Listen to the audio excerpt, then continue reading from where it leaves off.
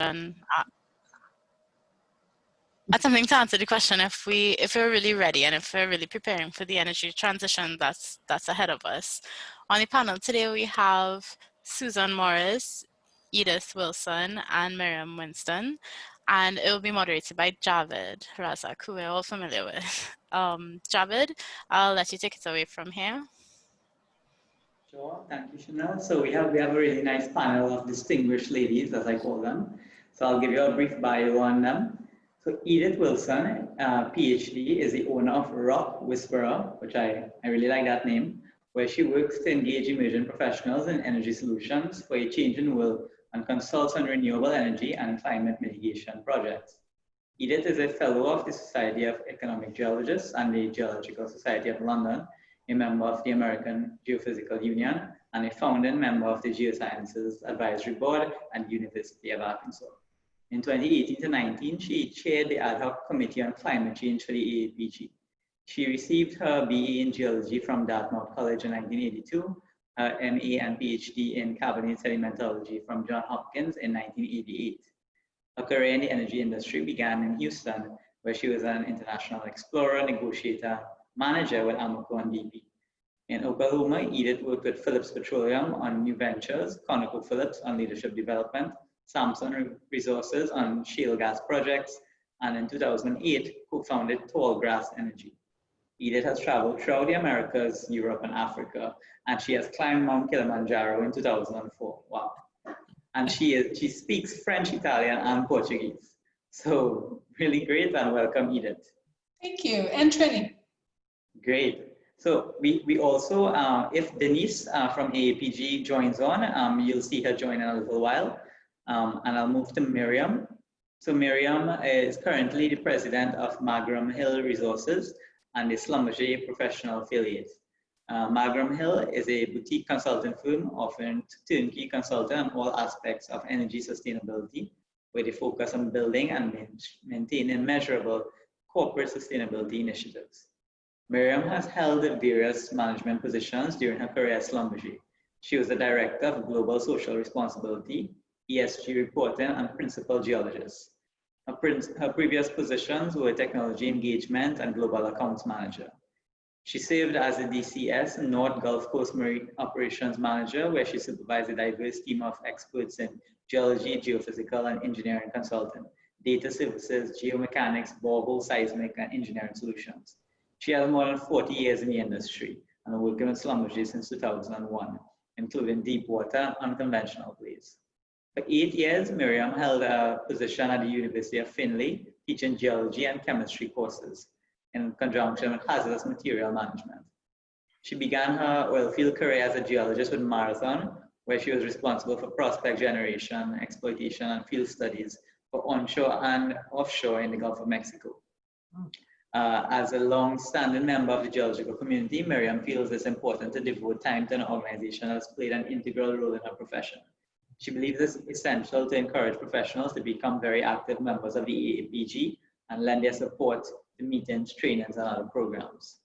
Miriam has written articles and abstracts for many publications, and she's a co-creator of Offshore Drilling, The Promise of Discovery, the exhibit at the George Bush Presidential Library and Museum in Texas. So, Miriam, welcome. And then we have Susan Morrice, with over 40 years in the oil and gas industry. Susan has built and contributed to successful companies, combining her wealth of industry knowledge and skills with an uncommon understanding of the mind that she knows made a difference in achieving the results she and her team have created. She began her career as a frontier geologist armed with a degree in geology from Dublin, where she was relying on excellent training at the time. On a trip to Belize looking for oil, where all the majors had searched to no avail, spending over $400 million in the process, Susan fell in love with the country and its people. She had a desire to make a difference, a belief that there was oil, despite all the evidence saying otherwise. After much research, Susan learned about the Educo Educational Seminar and attended with her business partner, Mike Usher. They discovered how to tap into a greater aspect of their minds and unleash the latent power inside.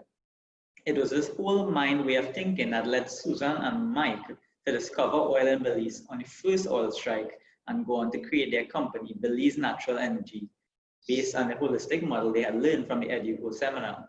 Relying on this new understanding, Susan has gone on to contribute to the transformation of Belize, creating the #1 private aviation company in the world, XJet, and sharing the educational model at the core of these companies now sought after by world leaders, including the UAE. Susan's greatest passion is championing the EduCo holistic model as she travels around the world as a speaker, a pioneer in the field of natural and sustainable energy. She believes and knows that the renewable of all renewables is a wellspring of potential and innate power in all people that can be relied upon for creating outstanding achievements and results for companies and countries in the world. So, Susan, also welcome. Thank you. And I realize between the three of you, you all have probably more knowledge and experience than most of the people watching on today. So we welcome your thoughts, especially as we speak about transitioning away from oil and gas. So I'll get some questions started based on some of the questions we received by our viewers, and then some that we have come up with as part of the AAPG. So let's see. I don't know if you guys know much about hydrogen, but there's a lot of talk in the world now about moving to hydrogen as a fuel and power source. I don't know if you guys want to give some thoughts on that, and if you have any insight into how hydrogen is going to be part of the energy mix going forward. I don't know if Edith, do you want to get going? I'm happy to start first because I know the least, so I can be the quickest. I know very little about the mechanics of hydrogen, but I do observe one thing, which is that the production of hydrogen has been sort of hampered by the fact that it's very energy intensive. So despite the fact that it's the lowest carbon, obviously, of all the hydrocarbon fuels on combustion, it being zero carbon, if it takes carbon to generate energy to produce it, it's not a good scenario. So as renewable energy costs come down, solar in particular, I think we'll see a return to hydrogen as we can generate it without creating a high carbon footprint. And that's pretty much my whole perspective. Okay, Susan, do you want to chime in on that at all? I would say that I do not know enough about it, but I have had the pleasure of meeting a group from Australia who are one of the leading proponents of hydrogen. And they're conducting a test, I believe, right now in converting a coal-fired to a hydrogen electrical generation system. So I'm really all about results. But it would start with the innovation. As you so kindly introduced me, it actually starts with us. What can we see out there that's new? And we quite often can't even see the capacity of the energy of the future. So therefore, that's why I would come back to what our innovation and creativity can actually bring forward into results that balance with the planet and the peoples of the planet. And that's why hydrogen is a step in looking at that balance. But I would agree with Edith. The jury's still out as to the role it plays, you know, maybe with natural gas. So that's what I would say, an example of sort of innovation heading that way, but I think there probably are going to be even bigger innovations coming along too. Miriam, do you have any thoughts there on hydrogen and a suitable power source? Yes, I do. I think that, you know, hydrogen, it's new, it's cutting edge. It's certainly diversifying our energy portfolio as a planet. The technology is developing. I think we're in the very, very early stages. And as Edith mentioned, right now, today, it does have it has no carbon footprint, but a high carbon footprint. because it's so energy intensive. I think one of the important questions we should ask ourselves is, what is the role of geoscience and the geoscientist when it comes to renewables? In terms of reservoir, in terms of characterization, in terms of locating and storing these new forms of energy. I think there's an incredible future for the geoscientists with hydrogen as well as other renewables. Okay, good. So what I'll add to that is that when we speak about hydrogen, they talk in terms of it being gray, blue, or green. And gray basically is hydrogen that comes from natural gas.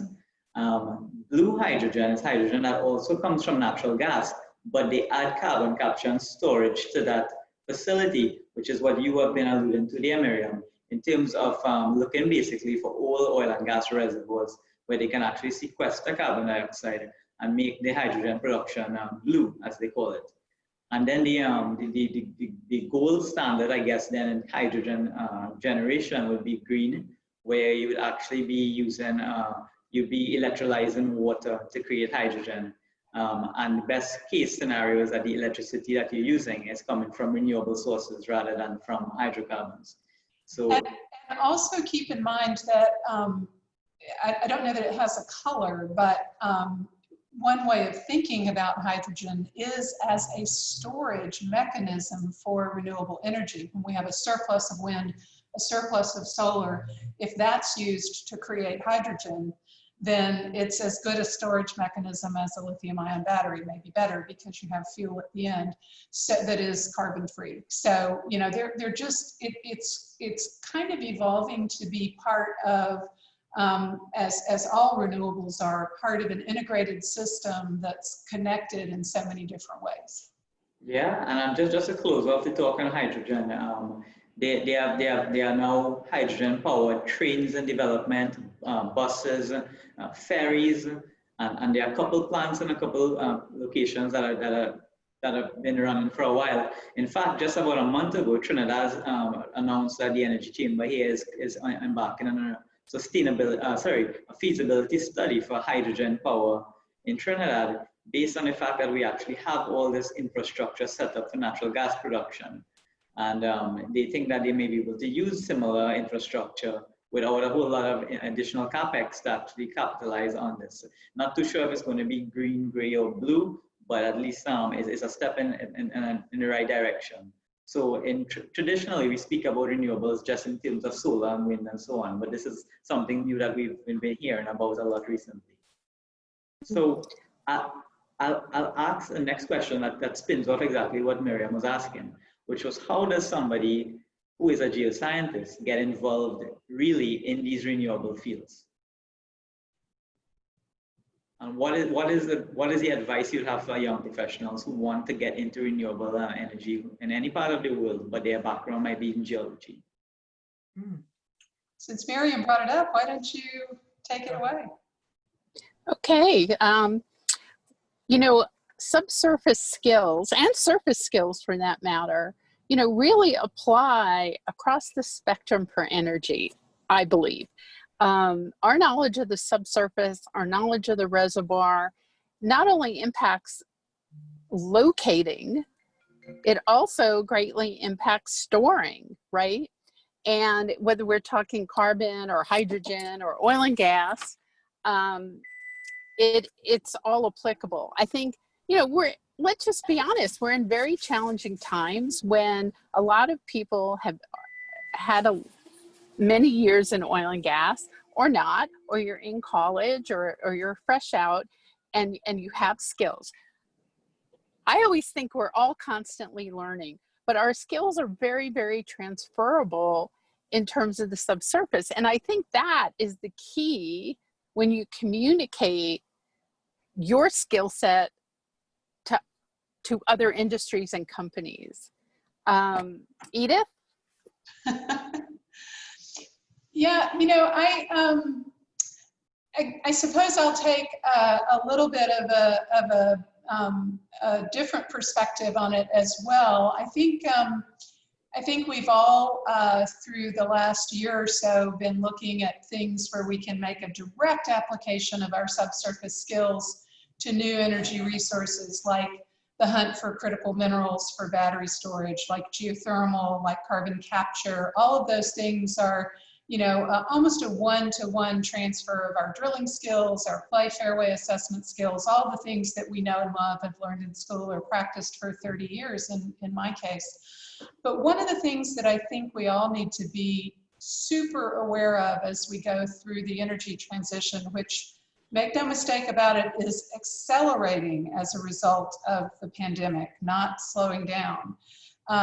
So one of the things that I'm seeing in the strategy of major energy providers, and I include not just the traditional energy companies, but the utilities, the Enels and NextEras and all of the big utility providers who are the ones who are back integrating into critical minerals.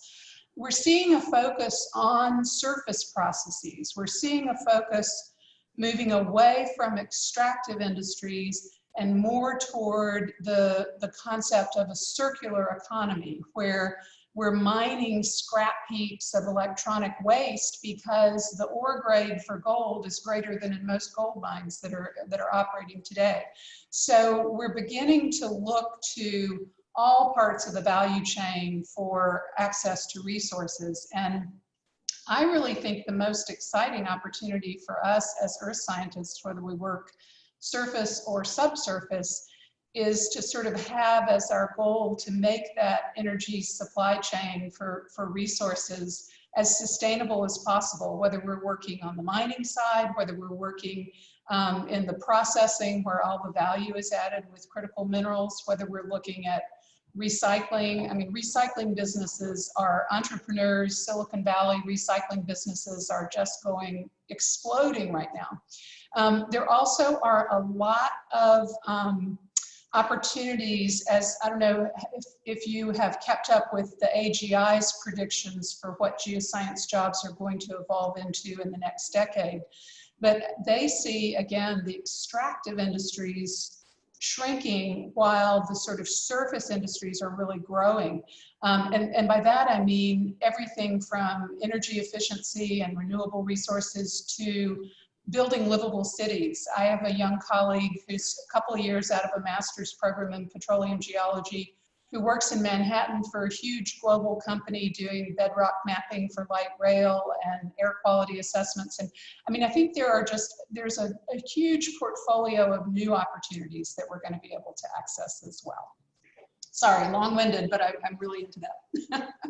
No, I love that, actually. I think that's actually both answers are great, because it's giving the listener all sorts of choices out there. Right. And I think that's where I mean about expanding the mind, especially when you're young and you're a young professional. You're not necessarily in that rut that can happen when you're a bit older, because you've been at it for 30 years or whatever, unless you really are exercising that openness. An expression I coined, and actually I was interviewed by Forbes in December last year, was think outside the barrel. And it actually refers to, Edith, one of the things you were talking about, but it goes into, I mean, I never thought I'd be looking at what you could do with the brine water. You've got oil, gas and salt, briny water coming out of our oil wells in Belize, for instance. Mostly that water is a determining factor in the economic life of an oil field, because right. You got to pay to get it transported away or whatever. But actually, what about turning it into it? This was brought to my attention by one of the employees of BNE. What about turning it into a revenue stream? For instance, what this young man called Belize, he came in as a beginning employee, actually, and he said he evaporated the water and created the right salt crystals for putting on the roads in Canada and North America to prevent skidding on the ice. And that actually didn't work because of the cost to get it there. However, it's a very, very good idea for the people in the Northern Williston Basin and Alberta, etc. However, what it did do was it made us look at what is coming out of that well. One of the areas that Forbes were fascinated by was that we happened on paraffin. Now it's so warm in the reservoir, as we all know, and it's hot in Belize, like Trinidad, that we didn't know that paraffin was actually really an important constituent of our light oil, which is 40-degree gravity, because it was going into the generators without refining. Until we were cleaning one of the centrifuges and this stuff got blocked some of the systems, and it was a paraffin wax, which, for instance, is the core of Vaseline petroleum jelly, which we have been putting on our babies' bottoms for the last 80 years. And I was fascinated by this. And I've never, well, when we had the discovery in Belize, and we've been the #1 revenue generator for the last 12 years, but especially the ladies in B&E, when they heard we might be able to do a lipstick line out of the paraffin, and B&E would really go downstream, down into the value added chain, that they would come to me with pursed lips and say, could I be a lipstick model? And I'm talking about the fun of our industry. It's, yes, it's oil and gas. It's those gifts from Mother Nature, from God. But let's look at what we're really being given. And that is marrying our understanding of the history of the earth with our understanding of the creative energy and force within ourselves. And that's what everybody was born with. And it's just a sort of an added advantage to link it with Mother Nature, with the earth. And so I would say, keep your open minds, keep your imagination, because remember, geoscientists have to be more imaginative than most scientists because we have less data points. If you can think about, I'm thinking about my field trips when I was at Trinity in Ireland, and we might have had maybe 10 main outcrops, and we had to use our imagination and maybe some geophysics to decide what was the architecture under the earth, under the ground.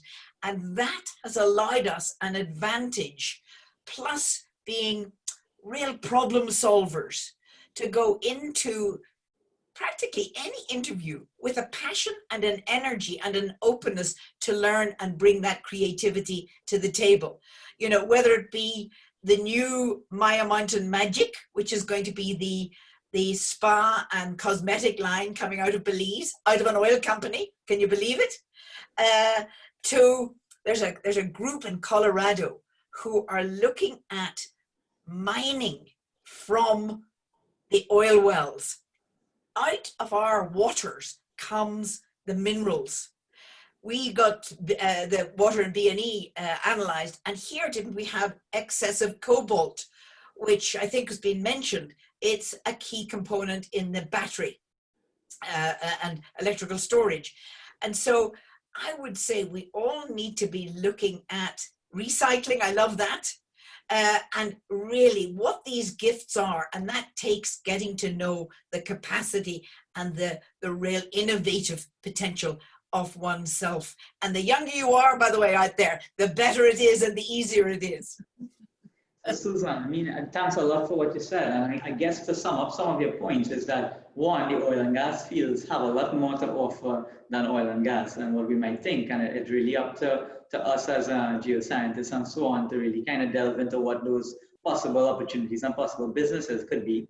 One other thing, I guess, from what you guys are saying is that if you want to get into renewables, you really need to be aware of what's happening in the world. Renewable world changes very, very quickly.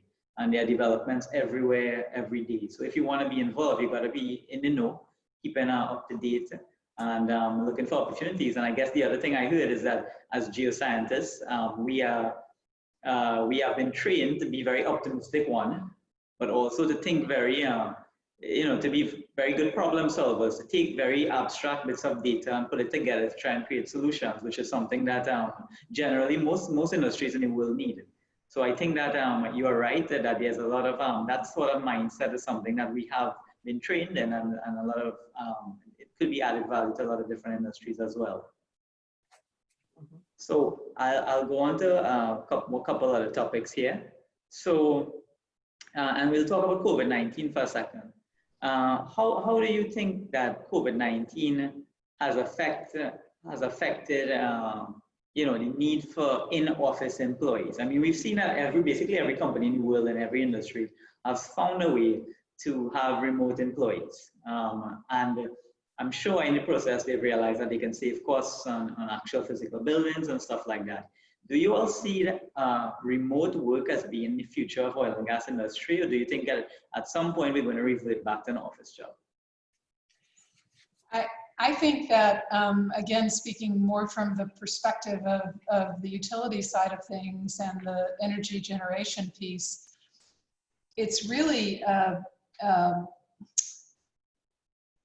it is a technology organization, not a mechanical organization. So, you know, some of these future energy resources are much more dependent upon AI and data mining and integration of all the working parts, and all of that can be done remotely. I think we're sort of in the middle of this great unplanned experiment, right? And as part of the experiment, we've learned we can just stop, right? We can just stop driving, flying, going to conferences, going to the office. And what it gives us the chance to do is to consider which of those things are important to plug back in when we start again. And I know for myself, I will choose when I go on geological conferences in the future to go on field trips. I will not go any longer to a 500-person auditorium and listen to PowerPoint slides, because I can do that on Zoom, right? And I think the workflow for whether we're in traditional oil and gas exploration and production, or even more so if we're working on material science related to battery minerals or utility AI, we're going to be able to do most of that very efficiently from wherever we want to, a mountaintop, a home, whatever. And there'll be very specific things that we have to be present to accomplish, you know, small collaborative meetings, field studies, mechanical tests, and things like that. So I think we're going to see sort of a shifting of our priorities, and it is going to mean a huge reduction. You know, right now, for every working person on the globe, we heat and cool and provide 2 spaces, one for home and one for work. So imagine when that is cut even by 25%, if not in half. So yeah, I think it's going to look different, and I think we're going to be the ones that make the choices as to how it looks. Miriam, what do you think about that in terms of oil and gas companies? I think if you it depends on what you're looking at, right? I hate to say it depends, but right now, as we all discussed, we are in the transition, and that word transition means different things to different people. We have transitioned into working from home for some of us, right? And some jobs are certainly amenable to that. For example, a geoscientist, and the challenges have been more technical, right? As Edith mentioned, we have AI, we have, you know, we all need bandwidth though, right? And we all need the proper electronics and technologies to do our job. Some of the big data takes some pretty big machines and some pretty good connectivity. So, you know, we're facing new challenges perhaps on a larger scale as people have shifted to working from home. With that being said, we've also revolutionized the work in the field. If I think back to, not to date myself, but the early 80s, you know, we had to go offshore as geologists to supervise and manage log runs, for example, right? We had to physically be there. X number of years later, you could do that off your smartphone, right? So we are revolutionizing. We don't have to be in the field as much. I think we'll see more of that technological advancement in that area. But I still think, you know, you will have, for example, manufacturing on the service sector side of oil and gas. Things have to be manufactured. And now, will some of that become more and more automated? Odds are. But I think we are changing, and we're changing by necessity, and we're developing the technologies to do that. All right, thank you, Miriam. So Susan, in your company in Belize, have you guys, how much of your staff is actually working from home versus at the office? Well, we've been declared a critical service because we're generating electricity and natural gas, cooking gas. So there's a lot of the drilling activities, you don't have that choice. You know, you got to get out there and just be together and do it all, and the production. So I would say we did cut back our production when the price went below zero. And we're managing the production, the sale to the electrical, etc. But I would say, I love that word, unplanned experiment. We're seeing just how effective we can be. If, for instance, our CEO, our chairman of, we have a B&E trust which goes into the people of Belize, education, etc.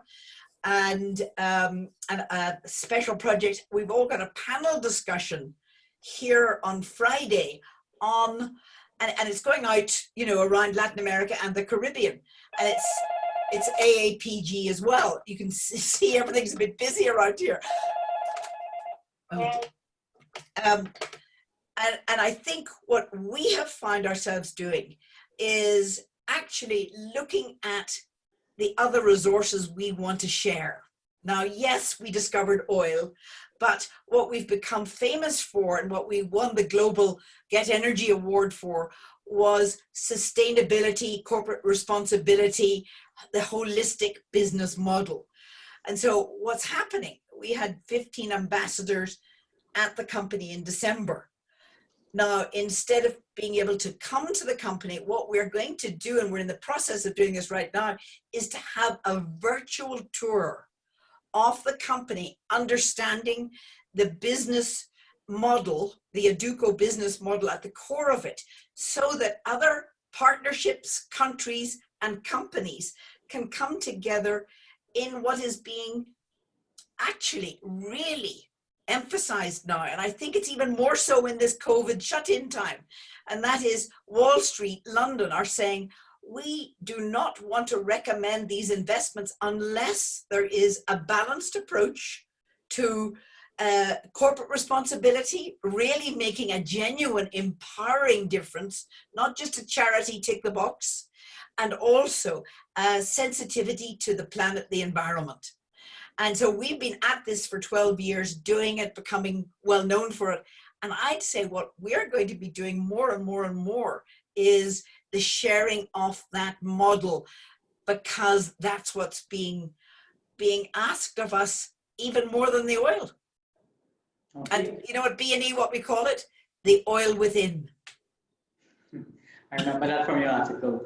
So I'll ask a question about, even though none of you guys work with governments directly, do you see COVID and what's happening recently as a push for government and government companies to become more digitized? And have you guys seen that impact so far? I know in Trinidad, we've seen, you know, we very much a paper-based society still. You have to go and get stuff stamped a lot. You have to go physically and line up. And there's been a bit of a change right now, you know, especially when it comes to oil and gas. A lot of government agencies are now suddenly able to do these things remotely. Have you guys seen that where you all are? Yeah, I would say, if you don't mind me jumping in immediately, I'd say that's one of the silver linings, is a speeding up of those type of processes. Because sometimes they can be, you know, cumbersome and hold back a potential joint venture. However, there's nothing like actually directly meeting somebody to get the real vibe and the real combined vision. Because a public-private partnership, and we're in one in Belize, it's a combined vision of making a difference in a country. And that's why the UAE partnered with us, because they loved that understanding of the combined vision.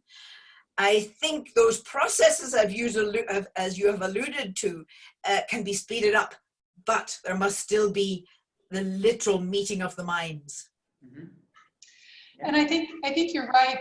You know, we have such a complex government entity with so many tentacles here in the U.S. It's hard to speak for it in one voice, but in general, whether we're talking oil and gas or any government process, I think what we've seen is we've removed the barrier of we can't do it that way because we have to do it differently. We had to do it virtually. So a lot of things just kind of got over that psychological barrier of, oh, well, we've always done it this way, we can't do it any differently. But the other thing that has happened, and I would imagine this has happened as well in other countries, is that the need to do things faster and with better technology has exposed a lot of weaknesses, we're shining the light on places where we don't have the broadband infrastructure, where we don't have the technical resources or the technical skills in place to manage many of these processes. So it's kind of, I mean, both of these things, both the removal of barriers and the visibility of the gaps in the system, both can be elements of moving forward and doing it better. We just have to make those choices going forward. All right, thank you. I'll give you one example I've seen in oil and gas of things being sped up is when rigs are imported, at least in the Trinidad, our Civil Aviation Authority has to actually inspect the helidecks to ensure that they meet the criteria. So they physically have to send guys out there. They go on the helideck to do an inspection, and then they take a couple of days to do a report and so on. And I'm hearing now that they're actually okay with using video footage, pictures, and even drone photography to do that inspection remotely and get that done in, instead of 3 or 4 days, probably within about 3 or 4 hours. So and it's just based on the fact that they've been forced to, right? And I'm sure that there's some things like that we could apply across the industry, or any industry, I guess. So Miriam, I guess you disappeared for a second, but we were asking if you guys have seen a change in government or any other technology areas that have made things easier in the industry so far based on COVID. Yeah, I think, you know, government, the investment community, the oil and gas community, and all relative stakeholders that pay attention to energy. The pandemic has forced everyone to step back, take a closer look, and address what we call ESG, the environmental, social, and governance issues as a whole, in a holistic way, as Edith mentioned and Susan had mentioned. But it also brought up the concept of reducing risk. And COVID is a classic example of it snuck up on us and, you know, all of a sudden it changed the world. It also speeded up the processes for remote work and learning, as we've all seen, but it's also impacted our ability to reduce risk. Now, with that being said, the energy industry, in particular oil and gas, has had a very strong HSE culture, health, safety, and the environment. And as Susan mentioned, if you look at the sustainability report of many big operators, many mid-sized operators, all have now annual corporate sustainability reports highlighting what they do and why they do it, and connected to the larger picture, for example, of the UN Sustainable Development Goals. And I totally agree with Edith. This has accelerated all of that, I think, in a very positive and challenging way. Okay, so we've heard a lot of big energy companies announce in the last couple of years that they are moving into either zero carbon footprint by a certain date or certain renewable projects. We've heard it from BP, we've heard it from Repsol, I think Equinor and a couple others, some of the majors, Shell, and they have all announced either big renewable projects or that they are going to have an entire policy shift away from generating carbon. How quickly do you guys see this happening? I think BP actually put a date on theirs as 2050. I'm not sure about the other companies. But do you think that this is something that these companies are serious about, that they're actually going to do, or is it just they're just talking about it because it sounds good right now? I'll start on that one. I've been watching those data, and I apologize, they're moving some equipment into the lab upstairs, so if you hear a little rumbling, it's the cart. I've been watching these data for about 4 years now, and one thing I can tell you is as soon as you see a chart from whether it's IHS or WoodMac or Green Tech Media or Bloomberg, as soon as you see a chart that predicts we'll have this much energy storage 3 years from now, you can guarantee it's wrong, and it will be wrong on the low side. So everything is happening much more quickly than anticipated and at a continually accelerating pace. And what I see with the traditional energy companies is you kind of have two groups. There are those, and I think the service companies are in this group. There are those who are saying, okay, the solar and wind folks are taking our energy generation away from us. We have to grab that market share. We have to change. We have to become geothermal energy providers. We have to buy up battery companies. We have to put in EV charging stations. We have to sell our petrochemicals like BP did.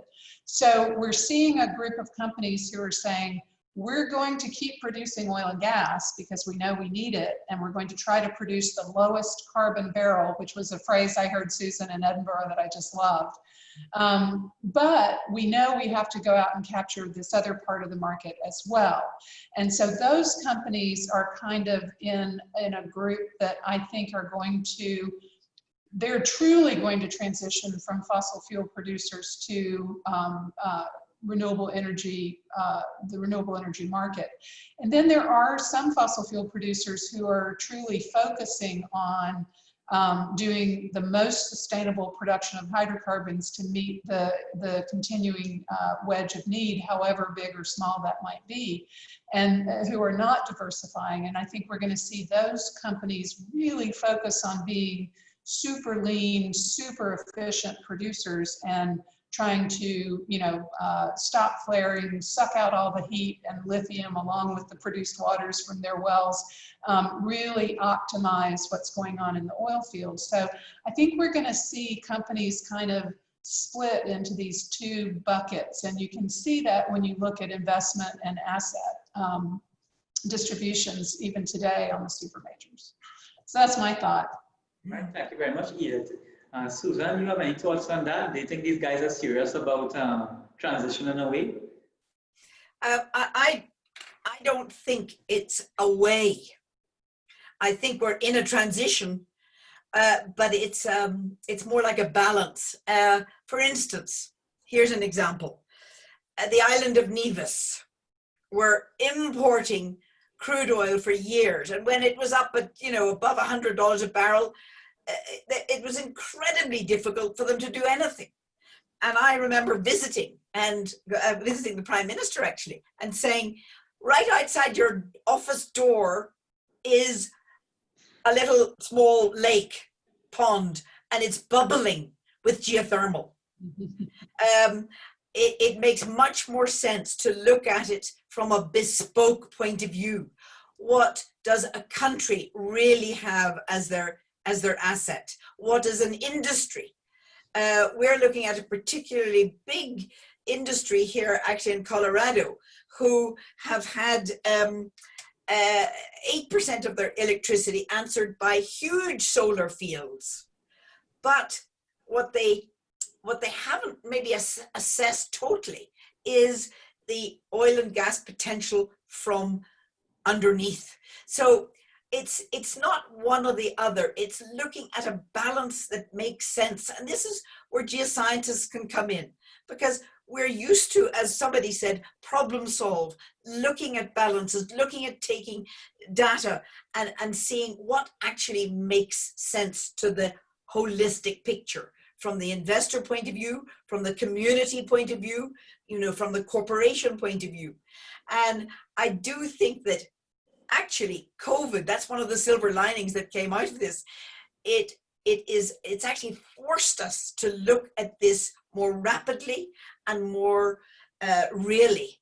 some majors, you know, like BP are heading right now into investment meetings, and they're buying up wind right off the shores in Massachusetts, you know, as they're speaking in New York.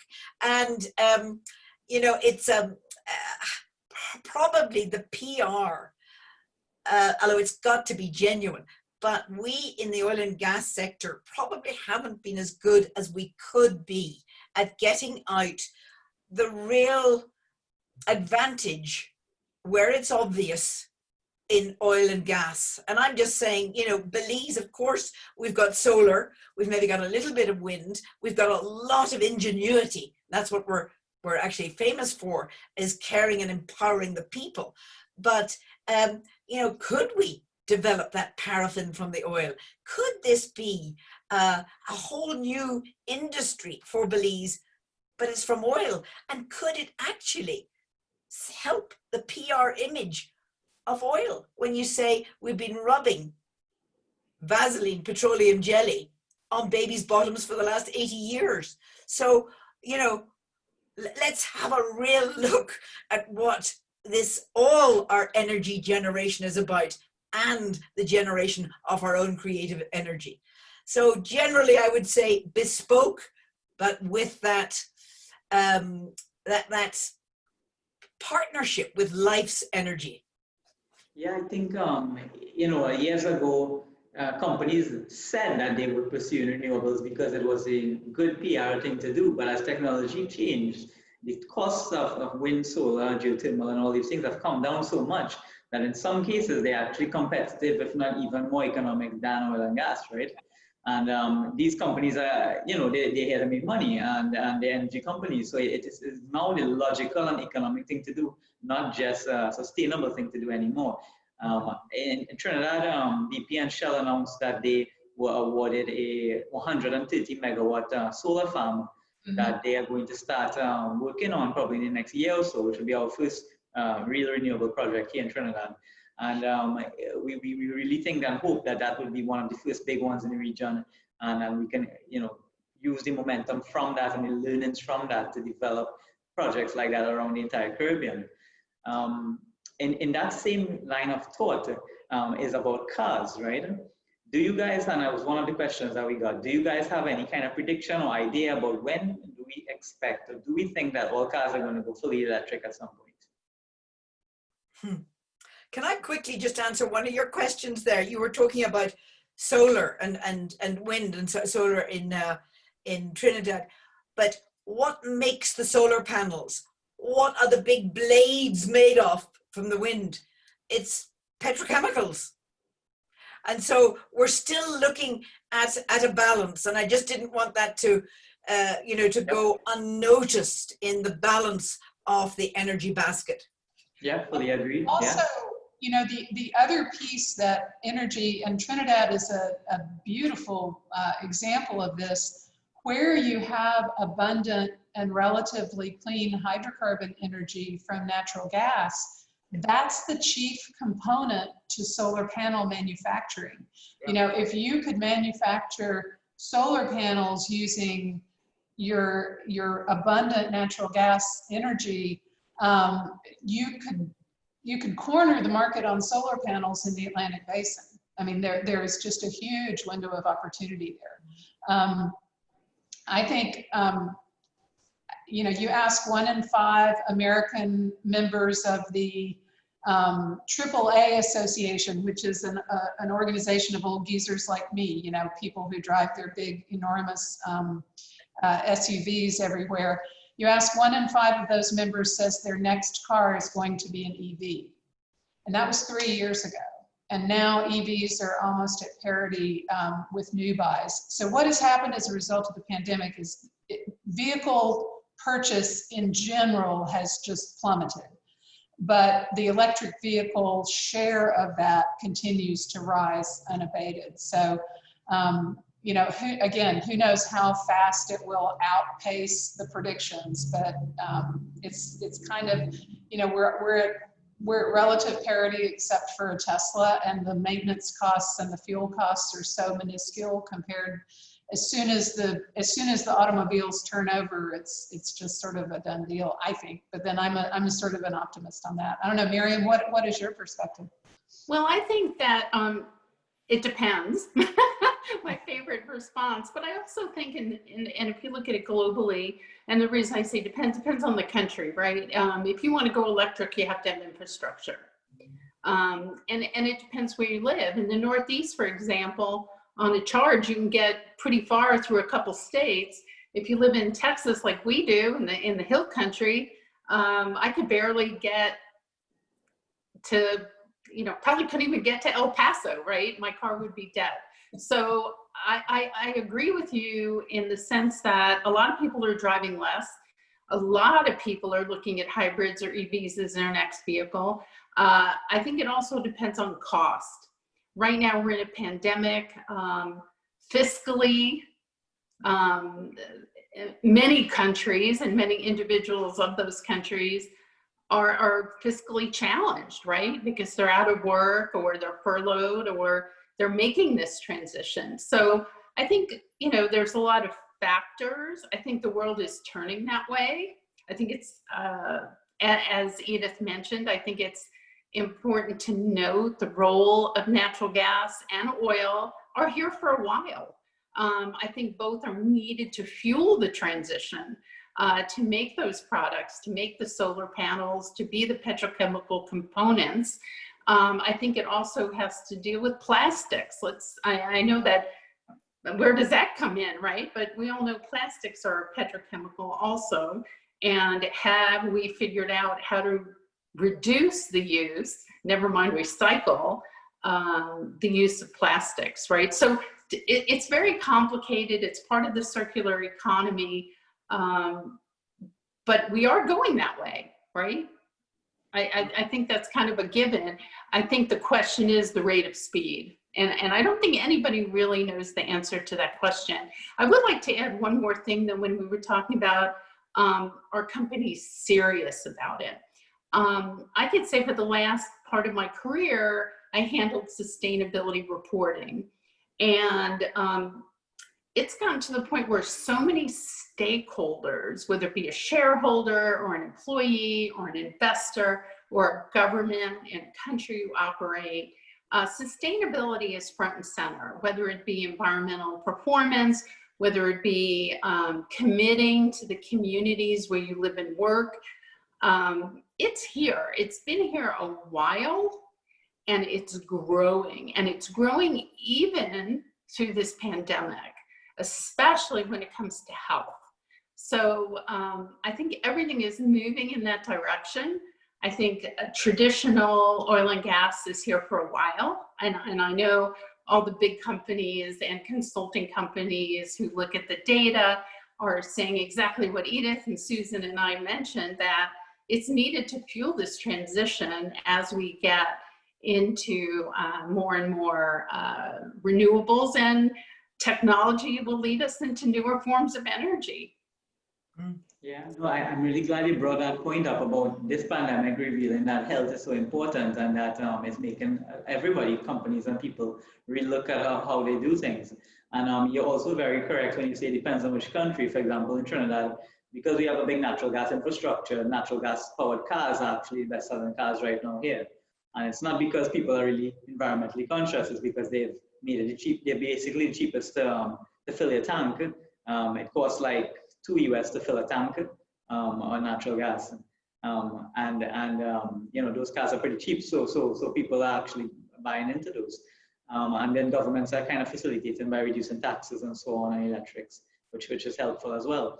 And one thing I wanted to add, because we were close to time, is and just your thought on this. A couple of years ago, everybody was still debating whether climate change was real, and you know, if we need to do things differently. I don't really hear that debate or discussion happening anymore. It's kind of pretty much accepted basically everywhere that it is happening, and we have to deal with it.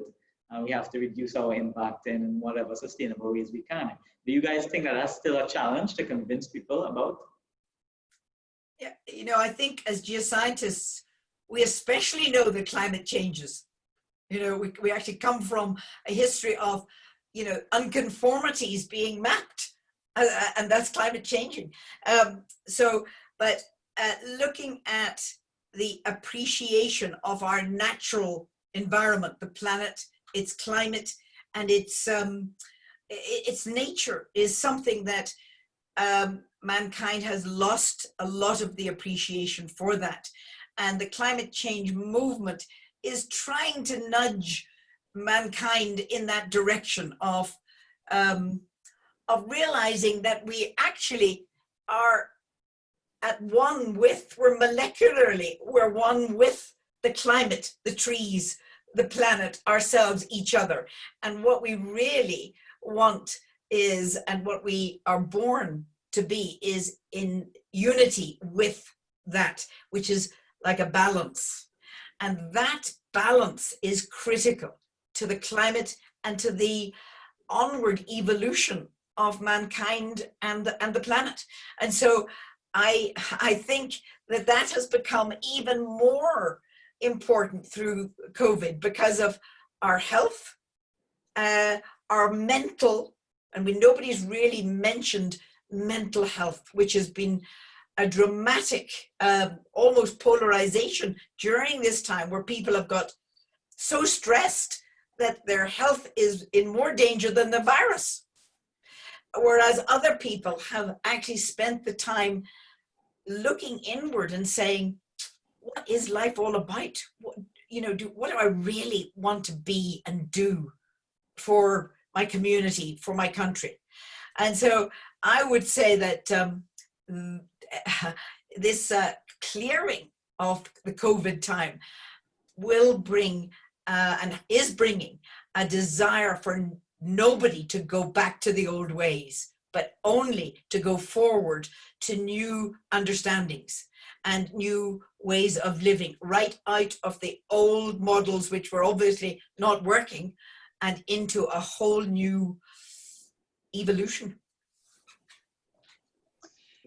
Yeah, it's an interesting question, and I'm glad you saved this one for last, Javed. But it's, as so many of these, has a positive and a negative side. I mean, I think that finally we are being presented with data that, whether we are earth scientists or not, are irrefutable. That what the climatologists and meteorologists and climate science professionals have been telling us for 20 years is in fact exactly the case. The climate is changing, and luckily our insurers, our defense organizations, those of us who are good at risk management are undertaking as much mitigation activity as we can. But on the other side, you also asked if we still find it difficult, if there are still those arguments, if there still are the climate change deniers out there. And absolutely there are. And I think beyond that, we are seeing a very concerning trend of lack of reliance on science in so many areas, not just climate change, but other areas where traditionally we have relied on the benefits of science to give us good guidance in planning our strategies for mitigating things like forest fires and hurricanes and pandemics and climate change. So to me, that's more concerning. I think some of the renewable energy technology is going to put us a long way towards stopping the belching of carbon. I think that there are, as I said, some great mitigation projects that are underway. But on the other hand, we are seeing an across-the-board devaluation of the scientific method and scientific guidance, and that is of great concern to me. And I think it is still very much an issue. Miriam, you got the last word. Oh, well, I couldn't have said it better than Susan and Edith. As geoscientists who've studied the rock record, who've looked at sea level curves, who've looked at unconformities and rocks, and let's just throw in the ice ages, right? We know the climate of the planet has been changing since the dawn of time, but the real question in my mind, and it's not really a question anymore, is what's man's impact? What's humankind's impact on the planet? And what activities are making that impact? And how can we, as Edith mentioned, reduce the carbon, right? What can we do? And, you know, as model builders that we are, we know you can change one or two variables in a model and that will change your results. So I think we have to come together to figure out what impacts our climate and what can we do as a society, as a planet, as one with the earth, as Susan says, to mitigate that change and move it towards a more positive impact than a negative one. All right, so thank you. And just as a closing comment, because I really want to close with something directed at the young professionals. The young professionals, those in university, those who have recently graduated, you know, having an especially difficult time because not only is there this pandemic, but the oil industry, as a result of that, as well as its you know, things have changed, are finding it very difficult to find jobs. A lot of the COVID itself has caused a lot of stress. Do you guys have just a couple words of inspiration, maybe, for those young professionals out there who are struggling, whether it's with looking for jobs or figuring out what they're going to do with their lives, and what's the next step? I'll have a go. Because it's actually, I've got an example right here, and I have an intern who's at the Colorado School of Mines, and they're all in a panic, just as you said. But he actually looked out for someone that he felt was seeing a bigger picture, and he tracked me down. And he wanted to go to Belize, but of course Belize was locked in at the moment. So he comes a couple of days a week for a short period of time, and we brainstorm, and the most amazing projects are coming out of it. And it's not about the old mentor leading the younger one. It's actually a real exchange of energy, a real brainstorming. And so I would say to everybody listening, look for somebody you really admire, and you know, that type of mentor, and together have a go at even just discussions. There may be very little money involved. It's actually really about raising your awareness and energy levels. And then I would also secondly say, look into, and I'll give you the website, it's www.educo.world.com, and I'll write it in the little thing. And that is the course I went on 18 years ago that understands the capacity and the openness and the availability we're all born with to our mind, but it gets closed over depending on experiences and culture, etc. It's a sort of a closing over, and you want to be able to understand your mind as you understand the earth and connect the two to be that being you were born to be. All right, Edith and Miriam, you guys have just any inspirational words for anybody? Yeah, I'll go next. I think for all the young professionals out there and students, find your passion and use your passion to do something that means something to you.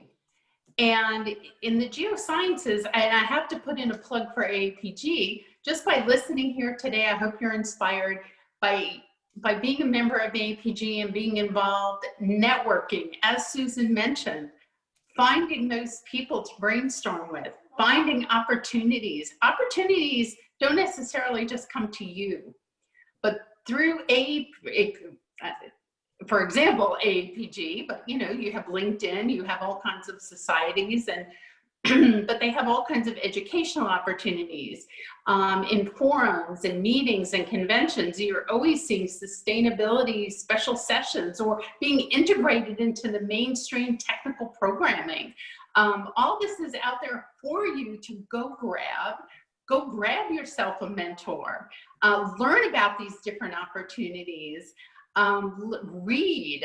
I love to read, and reading about all these different technologies and think outside the barrel, as Susan would put it.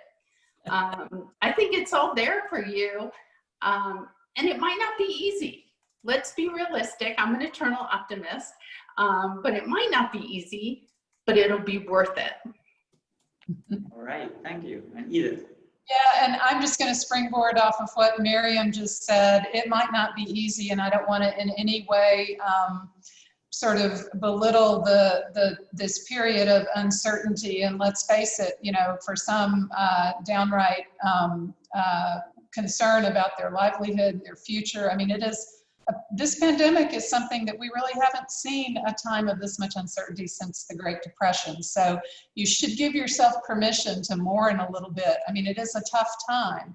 But I also want to share a personal experience, which is that I started in the oil and gas industry after 2 years of being unemployed with my husband. We were married, both without jobs, in 1987, at the bottom of the Depression in the late 80s. And I built my first business in the fall of 2008, made our first payroll the week after the stock market took its dive during the great recession of 2008 and 2009. And what I can tell you from those experiences is that these very low times when business is in the toilet and there are no jobs anywhere to be found, there are also times when kind of the fog clears, and instead of being tempted by, you know, do I go here, do I go there, what do I do, you know, oh, I'm just chasing a rig, I don't really have anything to think about.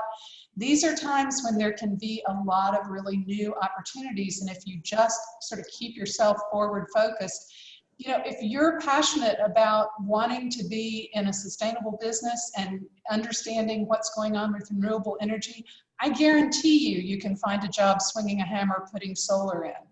That business is booming. It won't use your earth science skills, but it sure will teach you about the renewable energy business, and it'll put food on the table until your dream job comes along or until you find your dream job. Reach out to everybody you see on these sorts of panels. Call us, connect with us on LinkedIn. I will spend an hour on the phone. I do it 2 or 3 times a day, just, you know, sort of seeing, you know, is there someone I know where you are that's interested in geothermal that I can introduce you to? So call on us, gray hairs. That's all we have left really, is to share our connections with you, and we're happy to do that. So I know it's tough.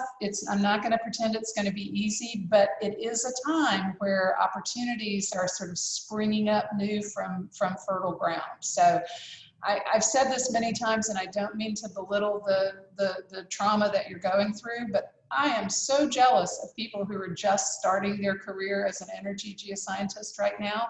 What a cool time to have this enormous landscape of options in front of you. So that's all I have to say. All right, well, guys, thank you very much for your insight, for everything you've said. It's been really excellent. I think that hopefully the audience and those who are listening on Facebook and they can watch it back later would definitely have learned at least something from you all, and I'm sure in future Chanel and they will be glad to have you guys for another talk. Great. Oh, and go Amoco Renegades. BP. Already so, good. yeah, Edith is wearing her 1999 Amoco Renegades, one of a kind, because there's no more Amoco Renegades. It's BP Renegades now. That's so right. great. Thank you. Thank you so much for having us. Pleasure.